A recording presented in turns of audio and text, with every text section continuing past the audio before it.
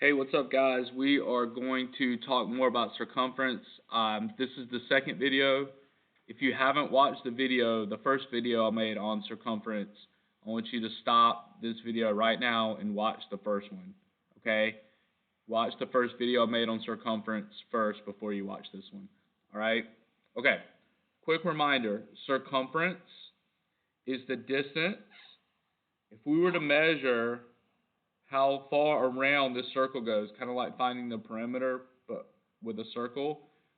That's called finding the circumference, okay? And this is our formula. This is like our recipe to figure out the circumference. C circumference equals pi, which is 3.14, times the diameter. Remember, the diameter measures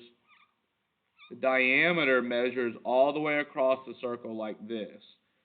It could measure it like this or like this, right? It's from one end to the other. That's the diameter, all right? And finding the circumference is really easy if you already know the diameter.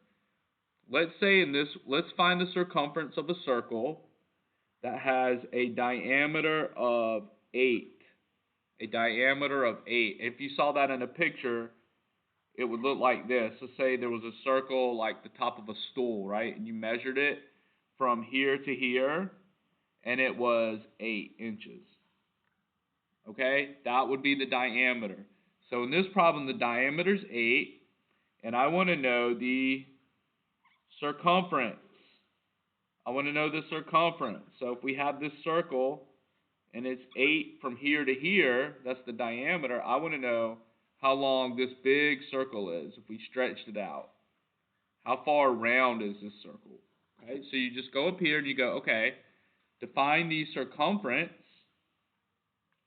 I do pi 3.14 times the diameter, which is 8. And so just get your calculator out, do 3.14 times 8, and you get 25.12. Okay, remember the diameter, it's pi times diameter. Okay?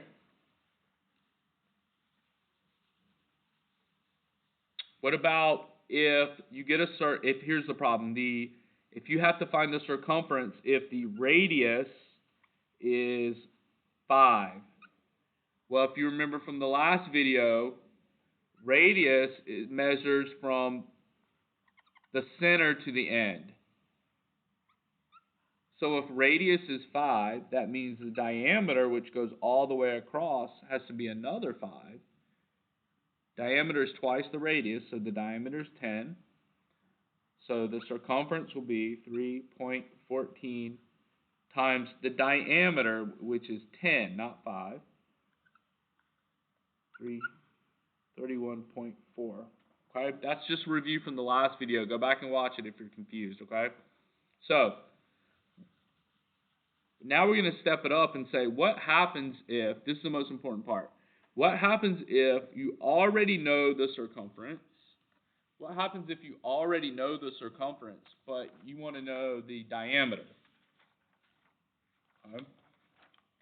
So let's say the circumference is 44, and I want to know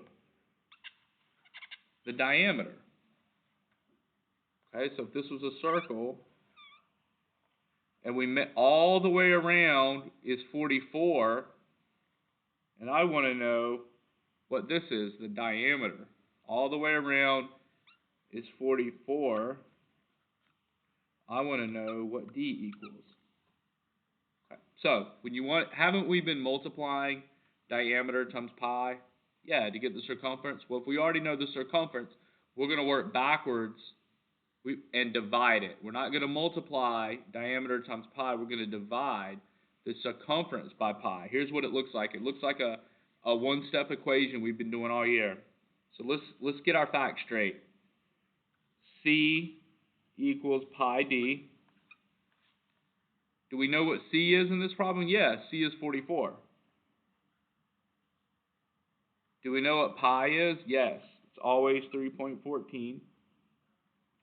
Do we know what the diameter is? No, so it just stays a variable. It stays diameter. Always divide by the number in front of the variable. So in this case, instead of multiplying by pi, when you already know what circumference is and need to work backwards, you just divide by pi. All right? 3.14 divided by 3.14 is 1, so that's just 1d. And 44 divided by 3.14 is 14. So in this case, the diameter is 14. What if it asks you the radius? Well, if you know the diameter is 14, you know the radius, remember radius only goes halfway across, you know the radius is 7. So when you get a problem on your next quiz that says find the diameter or find the radius, and you already know the circumference, you're just going to divide by pi. All right? So watch this video, do the assignment that I'm going to post today, where you have to find the diameter after you already know the circumference. And then the next video will focus on finding the area of a circle. Okay?